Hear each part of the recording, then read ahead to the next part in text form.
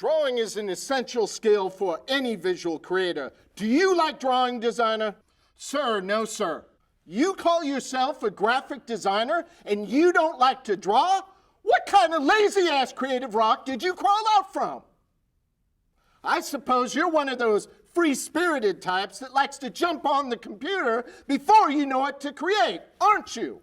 Sir, yes sir. Listen up, you creative maggot. I want you to draw out your ideas before you jump on the box and attempt to build them. Do you understand me, designer? Sir, I do, sir. Good. When I'm done with you, designer, you won't just like drawing, you'll love it. Do I make myself clear? Sir, yes, sir.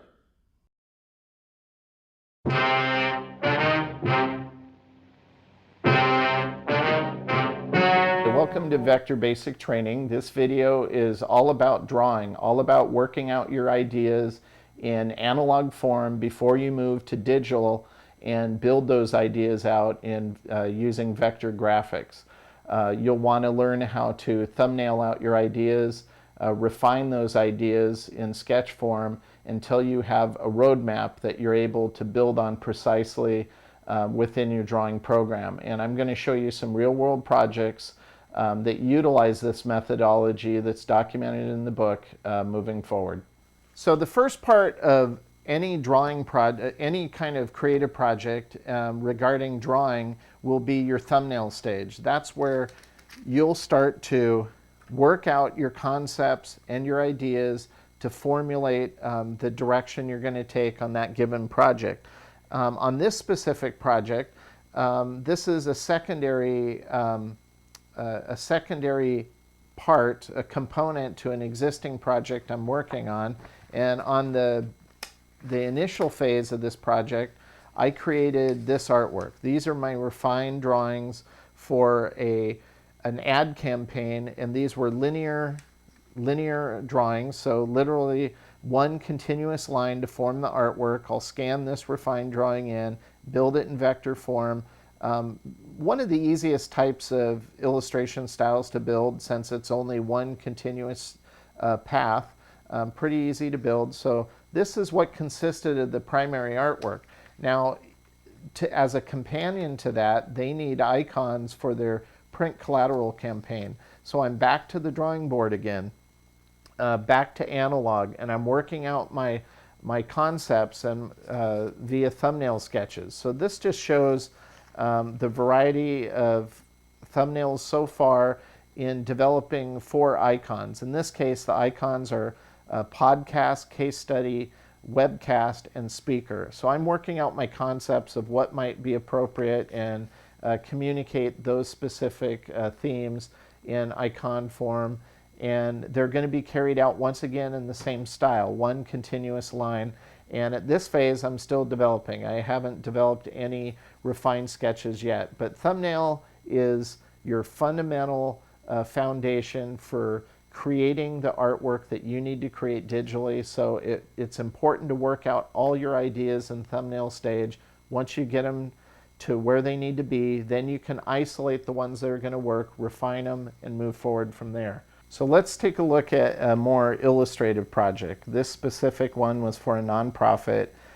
They wanted a tiger as part of their design motif, and whenever I have to draw something that I either haven't drawn before or I'm not completely sure what it looks like in terms of its detailing, I like to pull reference material, and this gives me a good general understanding of where I need to go. And it's always important to pull reference whenever you're drawing something, regardless of the style, because it might be really graphic, but looking at the real, in case of this tiger photograph here, you pick up on details and attributes regarding your theme that you wouldn't be able to pick up otherwise in a reference like this, which is distinctly graphic. So reference material does help. After referring to reference and working out my rough sketch, I end up with this complete rough sketch. You notice there's no stripes on it. That's because I'll go back to reference and I'm looking at the stripes on these 2 tigers here in order to define how I'm going to create that detailing on my final rough sketch. Once I have that figured out, I'll scan this in, and that gives me something that I can print out larger. And I print it out larger specifically so that I could draw out my shapes more precisely, since I want to now take this rough sketch and create my refined drawing from it. And my refined drawing is going to define exactly how I'm going to build this artwork in vector form. So if we look at the refined drawing on this tiger artwork, you can see how it matches up with my rough sketch underneath it pretty precisely. But I've taken the time to really work out exactly what these shapes will look like in order that when I scan it in, I know exactly what I need to build. And I do that for the whole artwork. And in this case, I had to create it in two pieces that I would fuse together once I scan it in. Now, it's during this process that, during the whole course of the creative process, I look for areas I can improve on. And in this case, with this tiger head, I saw that his mane could be improved on. So I redrew that part in order to improve the clarity of the artwork. And those are the little changes you want to look forward as look for as you move forward in your creative process. So I began building my artwork digitally in vector form, and I have his head done. Now I'm printing it out, and I'm critiquing aspects of the artwork and finding areas I can improve on. And that's the type of self-art direction that's important in order to create the best possible design you can. Here's the illustration progressing a little further. I have the full body built out now. I've printed this out, and now I'm scrutinizing it more. I like to use a red pen at this point just so I can see the areas that I don't miss anything. So right down here in his chin, that's another area I'll improve on in order to pop his head off of the background. And this shows where I made those improvements, such as in the chin, in this area, in order to make it a stronger composition. And I continue to make these kind of art directive calls as I progress through the creative process. And this is my final base vector artwork. I printed it out now, and it's at this phase that I'll go back to your old standard 2B pencil. This one's all chewing up because I have a bad habit there. And I'll go ahead and I'll start working out my shading, and I'll literally draw on my printout like this. So once again, I've gone from digital back to analog, and in analog form, I'm working out my lighting, keeping in mind my lighting source, and this is what I'll scan back in now, and it will enable me to build my final shading and the final vector artwork for this specific project. So not every project is that illustrative, though. Some projects are a little more ornate and design oriented, such as this project. This was an iPad owner, and he wanted me to create a ornament design such as you would see on an old Western flask.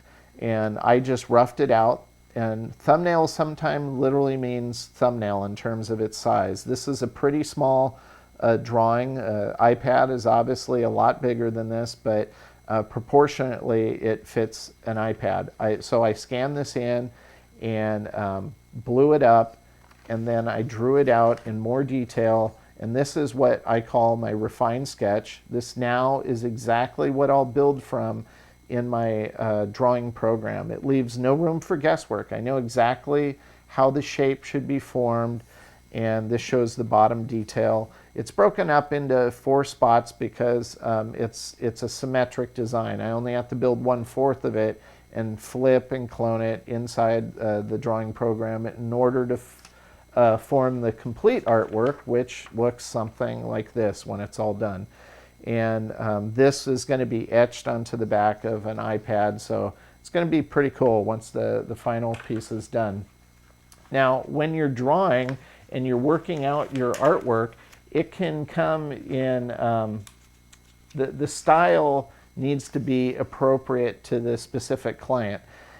Sometimes that may be more graphic, sometimes that may be, in this case, more cartoony, and sometimes it might be a completely different style altogether, but it's appropriate for your given audience. And that's important. We go over that in the book, but for this specific project, it's a fun event that is every year, and it's called Cheese Wheel Day. A friend of mine, Chris Forbes, created it's like a fake holiday for tech people.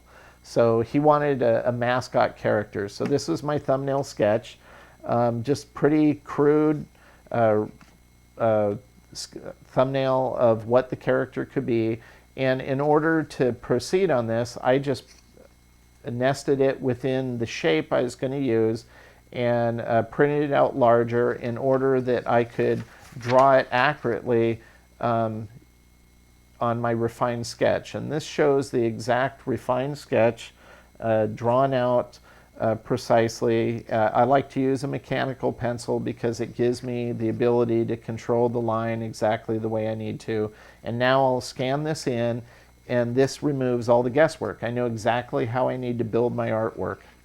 And when I build it in vector form, this is the motif we kind of came up with. It's being cropped off because of the printout. But I print this out now. I've created the artwork in vector form digitally. I print it out into analog form. And now I'm literally just drawing out how my shading should look. Once I have that figured out, I also like to use a red pen in here, and the red indicates where my highlights would go. So I figured out my shading and my highlight. I'll scan this back in, and that will guide me to create all the vector detailing for the final piece of artwork, which you see there. So it can be cartoony, such as that project. Depending on what type of project you're working on will determine which style is appropriate for that given project. So for this specific project, I was hired to create a tribal tattoo design, and they wanted a phoenix. So since the design was symmetric, I only had to create half of it. You can see here I have like 3 pieces of vellum taped onto one another, and that's because I redrew the head 2 or 3 times as I was developing the detail for the flame and the wing. I had tried different things, and that's why I use vellum like this. It makes the process more adaptive. I can try new things, overlap it, and if I use a light table, kind of like what's here, it makes the whole process easier. So once I get my my rough sketch done, I scan it in, and this is where I'm sizing it now. I blow it up in order that I can draw out my exact shapes for my refined sketch precisely. And this will be my guide to take into my drawing program, and I'll build my artwork precisely using that. And when it's all said and done, it ends up looking like this. So that's the final tribal tattoo phoenix design there. And that style was appropriate for that client because he wanted a tattoo. On this specific project, it dictates a completely different style, and that is it needs to be more graphic, and this will be a repeat pattern. So this is my rough sketch of what my design will be. You can also see here that along the way, when ideas pop into my head, such as punch a unicorn, I'll sketch that out. Has nothing to do with this project, but I do want to do a t-shirt of that at some point. So with this rough sketch, I'll scan it in, and I use that to print out a guide that I can draw upon, and that gives me this. It's still based off of my rough sketch, but because this is a repeat pattern, it has to bleed off the top, bottom, and both sides. This will now be my guide to draw upon, and that's where I take vellum and I lay it on top, and I start drawing out my artwork precisely, figuring out exactly how the shapes need to be formed in order to build it in vector form. Now, I'm not going to draw that out completely here, but I will show you what I did draw based off of this rough sketch. So this shows my exact tight, refined sketch art that I'll now use to move into the digital realm and build it out in vector form. I've already figured out my repeat pattern, so where this comes in here, it's picked up here, so on and so forth. And this gives me my precise drawing that I can build in vector form and without any guesswork. I know exactly how it needs to be shaped in order to form the final artwork, which is a repeat pattern. So if we look at another project here, and before I do, I need to show you this illustration my daughter Alyssa did of me. So I thought that was funny. Has nothing to do, I just thought I'd throw it in. I told her I'd do that, so that's that. So back to thumbnails. Here's thumbnails. This was an Illustrative Mask project, and so these were thumbnails just covering all different ideas and possibilities for an illustrative mask. And those are some of the thumbnails. Here's some more thumbnails. A lot of these ideas I still really like, and that's the nice thing. The more you get in the habit of working this way, you might only use one idea out of, let's say, 40 thumbnails you come up with. So you start to create a lot of content you can pull from in the future that might work for another project. But like I really like this clock, and that sun is kind of cool. So that's the nice thing about thumbnailing, is you're working out ideas, and along the way many times you stumble upon other ideas that might work for other things. So in this case, I'm just trying to create a mask that would work in terms of a viral sense. And the more I started thinking along those lines, I stumbled upon this idea, and it was fun with the beard, and initially that's all it was a beard. But then the more I thought about it, the more I thought I could really have a lot more fun with that if I put a bird on it and I called it a Twitter beard. So it ties into Twitter. And so this was the thumbnail that I settled on for this specific design. And this shows my refined sketch that I drew out precisely, and I'll scan this in now. And this is going to be the basis for what ended up becoming, and I'm going to show you this right now. This is the final Twitter beard. This is what the Twitter beard ended up being like, and that's how you can go from thumbnail to final and create great looking vector artwork through a systematic creative process. I hope some of the methods we went over in this video will help you moving forward within your own creative process. The importance of thumbnailing out your ideas and refining those ideas and drawing them out precisely so your design is well thought out and gives you the roadmap to build your vector artwork on as you move into the digital phase. The whole idea is to remove the guesswork out of the vector building. So if you get in the habit of working this way, and refining your artwork and refining your drawing before you move to digital, it's going to make your whole creative process a lot easier, and you're going to find that your work is going to greatly improve as well. So I hope these methods will help you and assist you to create the best art you possibly can.